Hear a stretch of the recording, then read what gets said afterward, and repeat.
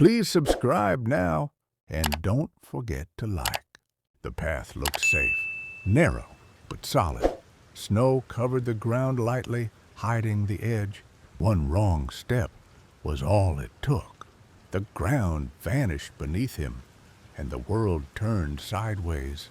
He fell without a scream, spinning, striking rock after rock until darkness swallowed everything.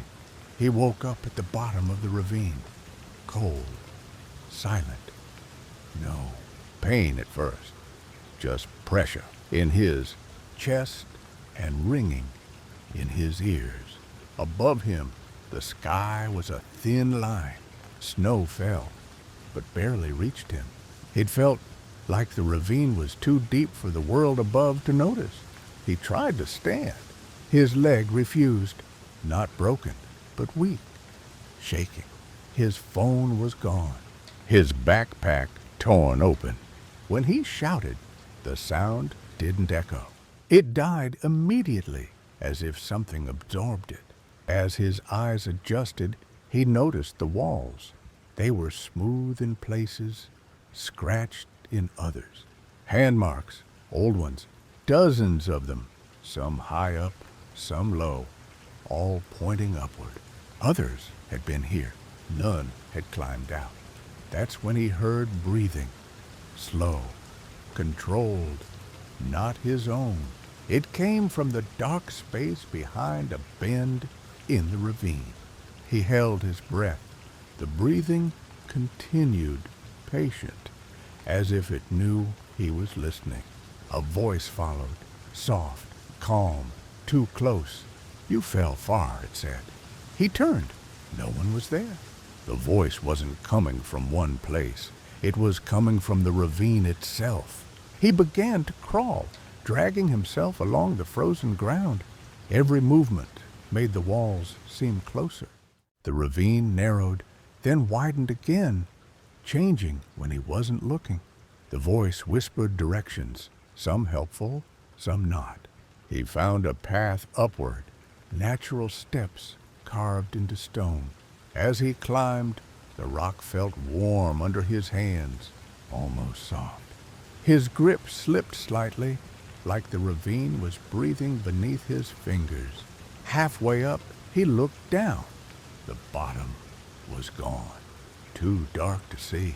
The voice laughed, not loud, not cruel, just certain.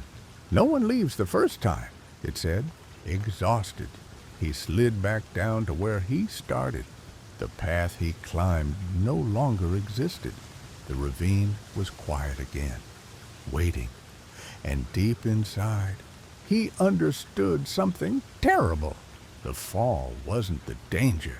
The ravine was. The man realized the walls of the ravine were changing. They were no longer solid rock. They looked smooth, damp, almost breathing. When he touched them, they felt warm. He pulled his hand back instantly, heart racing, feeling like the ravine was aware of him. He started hearing whispers again, clearer now. They didn't come from one direction. They came from everywhere at once. The voices spoke his thoughts before he could think them. That's when he understood. The ravine was inside his mind.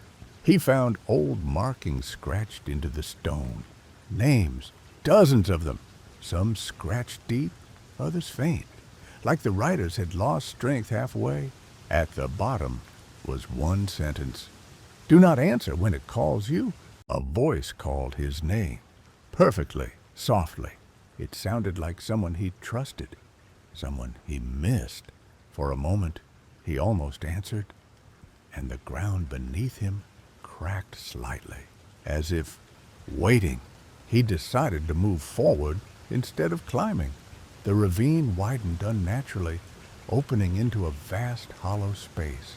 No sky above, no ground below, just darkness and something massive shifting inside it. Shapes began forming in the darkness, human silhouettes. They stood motionless, facing him. When he blinked, they were closer. he realized they weren't approaching. The itself was shrinking. One figure stepped forward.